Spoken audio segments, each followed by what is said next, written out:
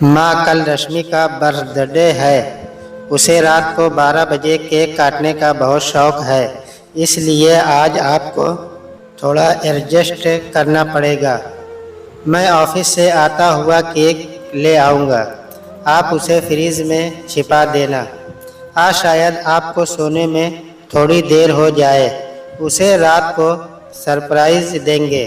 पवन की आवाज़ में जो उत्साह था वह एक पल में ही खत्म हो गया जब माया ने कहा, ये 12 बजे केक काटने का नाटक मुझे बिल्कुल पसंद नहीं है। दिन में भी तो बर्थडे मना सकते हो, यह सब नहीं चलेगा। बेवजह मेरी नींद खराब होगी। वहीं बैठे हुए सुधीर ने कहा, माया, बहू का पहला बर्थडे है, हमारे साथ बच्चों को अच्छी तरह से जन्मदिन मनाने दो। एक दिन थोड़ी देर से सोएंगे तो क्या हो जाएगा। माया दहाड़ी, तुम तो चुप ही रहो, खुद तो सो जाओगे, मेरी नींद डिस्टर्ब होगी। नहीं, ये सब शुरू ही मत करो, वरना हर साल ये ड्रामा होगा। पवन को बहुत बुरा लगा। वह बोला, ठीक है माँ, फिर मैं शाम को ही रश्मि को बाहर ले जाता हूँ। बाहर ही डिनर करके वहीं केक भी काट देंगे। आप सो जाना। अपने टाइम पर माया को झटका लगा। बोली, साल भी नहीं हुआ शादी हुए, इतने गुलाम बन गए हो। पवन को गुस्सा आ गया। आप क्या समझेंगी पति पत्नी की आपसी समझ को। माया चिल्लाई, क्यों नहीं समझूंगी, मैं क्या पत्नी नहीं हूँ तुम्हारे पिता की। इतने सालों से मैं क्या झक मार रही हूँ। आप कैसी पत्नी हैं, आप अच्छी तरह जानती होंगी। माया के गुस्से का ठिकाना नहीं था, पर बेटा कहीं हाथ से न निकल जाए, इस बात का ध्यान गुस्से में भी था। स्वर को संयत करते हुए बोली, ठीक है, जैसी मर्जी हो, कर लो। हमने कभी घर में न ये सब नाटक किया न देखा, इसलिए हमारे लिए थोड़ा नया ही है यह सब। खैर, ले आना केक। सब डाइनिंग टेबल पर बैठे थे। रश्मि ऑफिस के लिए जल्दी निकलती थी, वह जा चुकी थी। सुधीर ने कहा, पवन, रश्मि की पसंद का ब्लू बेरी चीज़ केक लाओगे ना, उसे यही फ्लेवर पसंद है। पवन मुस्कुरा दिया। वाह पापा, आपको याद है, हाँ, मेरे बर्थडे पर वह यही लाई थी। तभी उसने बताया था, बहुत प्यारी बच्ची है। माया को बहू की तारीफ सुनकर गुस्सा आ गया। तुम चुप नहीं रह सकते, चुपचाप नाश्ता करो। तुमसे किसी ने उसकी तारीफ का सर्टिफिकेट मांगा है क्या। मुंहफट पत्नी को देखते हुए सुधीर ने दुख से कहा, चुप ही तो हूँ सालों से। पापा, अब मैं चलता हूँ। बाय कहकर पवन भी ऑफिस के लिए निकल गया। सुधीर सबसे बाद में निकलते थे। उसका ऑफिस घर के पास ही था। वे चुपचाप अपना बैग लेकर निकल रहे थे। माया का बड़बड़ाना उसके कानों में पड़ ही रहा था। साल भर नहीं हुआ है घर में आए हुए, पता नहीं यह लड़की क्या जादू जानती है। पति को पहले दिन से ही गुलाम बना कर रखा है। सुधीर चले गए। सामान इधर से उधर करती हुई माया गुस्से में तपी घूम रही थी। इकलौता बेटा है पवन, उससे उलझना भी नहीं चाहती। कहीं बहू को लेकर अलग हो गया तो क्या करेगी। बेटों को भी दूर नहीं होने देना है, बहू को भी दबा कर रखना है। क्या करे, ये लड़की तो हाथ ही नहीं आती। सुबह ही निकल जाती है, शाम को लगभग सुधीर के साथ ही आती है। पवन भी तभी आ जाता है, घर में काम के लिए कोई कलेश न हो। यह सोचकर बहुरानी ने पहले दिन से कुक रख ली है। दलील दी थी, माँ ऑफिस के काम के चक्कर में किचन में आपका हाथ ज़्यादा नहीं बटा पाऊंगी, तो मुझे अच्छा नहीं लगेगा कि आप पर ही सब काम रहे। यह लता अच्छी कुक है, दोनों टाइम जो खाना बनवाना हो इससे बनवा लेना, आपको भी आराम मिलेगा। सुधीर और पवन ने भी इस बात का समर्थन किया था। माया जब अकेली पड़ गई तो तीनों के सामने क्या कहती, बात माननी पड़ी। सफाई बर्तन का काम राधा कर ही जाती थी। अब बचा क्या जिसे लेकर रश्मि की क्लास ले, मौका ही नहीं देती। माँ माँ करती घर के में घुसती है, सुबह माँ माँ करती निकल जाती है। आज सुधीर भी ऑफिस में माया के बारे में ही सोच रहे थे। इतने सुशिक्षित सभ्य इंसान होकर भी कैसी कर्कशा कलश प्रिया पत्नी मिली है उन्हें। नारी के हृदय की कोमलता तो उसे छूकर भी नहीं गुजरी। तभी यह उनके पिता ने कैसी लड़की उनके पल्ले बांध दी, जिसके साथ निभाते निभाते वे थक गए हैं। वह तो अब उनके घर में रश्मि बहू बनकर ताज़ी हवा के झोंके की तरह आई है, तो घर घर लगने लगा है। कितनी अच्छी बच्ची है, कितनी पढ़ी लिखी, कितनी ही शालीन, पर माया के स्वभाव के कारण किसी दिन बेटे बहू दूर न हो जाए, ये बात उनके मन को अक्सर उदास कर देती थी। शाम को रश्मि ऑफिस से आई। पवन को आज आने में थोड़ा टाइम था। उसे रश्मि के बर्थडे के लिए केक और गिफ्ट लेना था। रश्मि ने पूछा, पापा डिनर लगा दूँ? पवन को आने दो, उन्हें थोड़ी देर होगी। कहाँ है सब लोग, खाना खा लेना। सुधीर ने कहा, ठीक है फिर लगा दो। रश्मि डिनर लगाने लगी। माया वहीं बैठी टेलीविज़न देख रही थी। रश्मि ने खाना लगाते हुए कहा, माँ आपने फिर कोफ्ते बनवाए हैं? अभी तो बने थे। हाँ मुझे बहुत पसंद है, लता अच्छे बनाती है, पर माँ पापा ने तो कल दाल और कलेले बनवाने के लिए कहा था।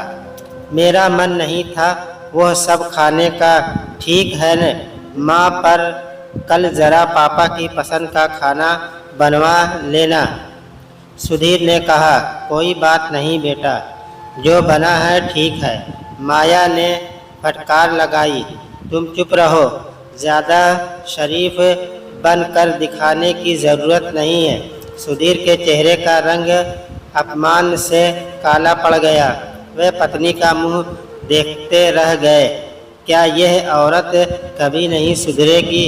वह इनकी शराफत शालीनता का सारी उम्र फ़ायदा उठाती रही है। अब बेटे बहू के सामने भी क्या उनका अपमान करती रहे? क्या वही अच्छा रहता कि इसकी बदतमीज़ी पर एक थप्पड़ शुरू में ही लगा देता? क्या ऐसी औरतें तभी ठीक रहती हैं? क्या उनका अपने क्रोध पर संयम रखना ही उनकी कमज़ोरी बन गया है?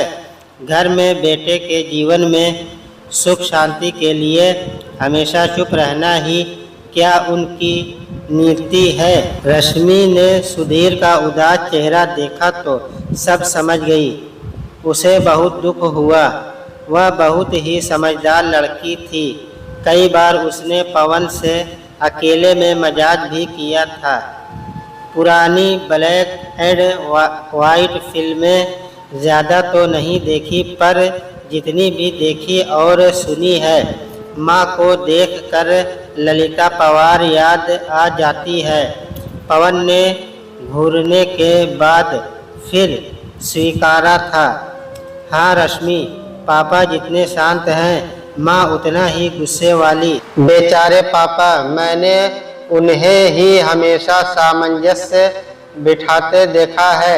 रश्मि ने खूब उत्साह से 12 बजे केक काटा। पवन उसके लिए एक सुंदर साड़ी भी लाया था। सुधीर ने भी एक लिफाफा रश्मि को देते हुए सिर पर प्यार भरा हाथ फेरते हुए कहा, बेटा हमारी तरफ से अपनी पसंद का कुछ ले लेना। कल इस पर माया चौंकी पर बोली कुछ नहीं। रश्मि बहुत खुश हुई। पवन ने कहा, माँ कल हम दोनों ने छुट्टी ली है, कल सब मूवी देखने चलेंगे। सुधीर को फिल्मों का बहुत शौक था। उत्साह से पूछा, हाँ हाँ बिल्कुल, कौन सी? जो आप कहें पापा। माया ने कहा, मेरा मन नहीं है, मुझे नहीं जाना। सुधीर ने कहा, चलो ना माया, बच्चों के साथ तो कभी गए ही नहीं अब तक। नहीं, मेरा मूड नहीं है। पवन ने कहा, माँ मूवी देखेंगे, डिनर करेंगे, कल खूब एंजॉय करेंगे सब। रश्मि तो बहुत ही उत्साहित थी, बोली, हाँ माँ, बर्थडे है मेरा, खूब मजा आएगा, चलिए ना। नहीं, अब मुझे नींद आ रही है, पहले ही इतनी देर हो गई सोने में, कहकर माया बेडरूम में चली गई तो सुधीर भी एक ठंडी सांस लेकर गुड नाइट कहकर सोने चले गए। रश्मि ने बेडरूम में पवन से कहा, पवन बुरा मत मानना, मुझे माँ की कई बातें पसंद नहीं है। हाँ रश्मि, माँ शुरू से ही ऐसी है, मुझे भी बहुत दुख होता है, पर मैं माँ का यह व्यवहार ज़्यादा सहन नहीं करूँगी। अभी बता देती हूँ। पवन चुप ही रहा। वह तो बचपन से ही माँ का जिद्दी गुस्सैल स्वभाव देखता आ रहा था।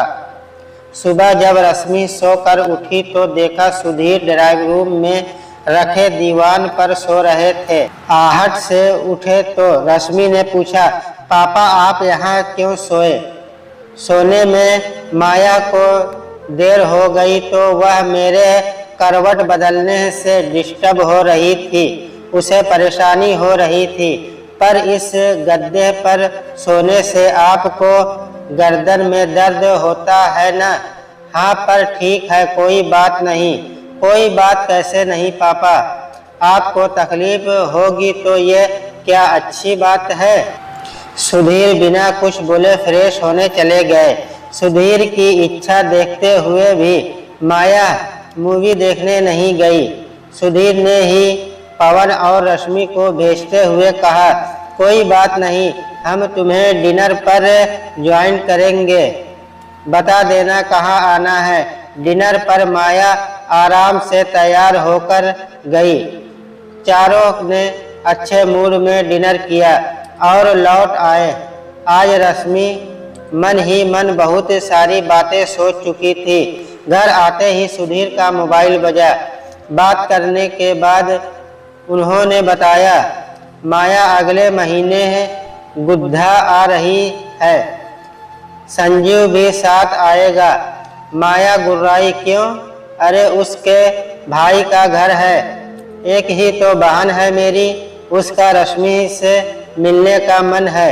रश्मि खुश हुई, वह बुआ जी आ रही हैं, मज़ा आएगा। विवाह के समय भी वे मुझे बहुत अच्छी लगी थी। हाँ, बहुत खुश मिजाज है मेरी बहन। तुम तो चुप ही रहो, माया चिढ़ गई। क्या मज़ा आएगा? गर्मी में किसी के आने पर कितनी परेशानी होती है, तुम्हें क्या पता? रश्मि आज चुप नहीं रह पाई, बोली, माँ पापा ही हमेशा क्यों चुप रहे? उनकी बहन है, अपनी बहन के आगे पर वे खुश क्यों न हो? माया ने रश्मि को डांट दिया, मुझसे बहस करने की तुम्हारी हिम्मत कैसे हो रही है? माँ बहस कहाँ कर रही हूँ, जब से आई हूँ यही तो देख रही हूँ कि पापा कुछ बोल ही नहीं सकते। माया के गुस्से की सीमा नहीं थी। पवन देख रहा है, इसकी इतनी हिम्मत।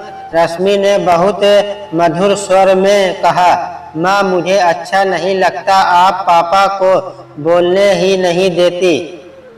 मैंने अपने घर में अपनी मम्मी पापा का एक दूसरे के लिए बहुत ही प्यार और आदर भरा रिश्ता देखा है और वैसे ही पवन के साथ रहने की इच्छा है। यहाँ मुझे और कोई कमी नहीं है, बस आपका पापा के साथ जो रवैया है वह खटकता है।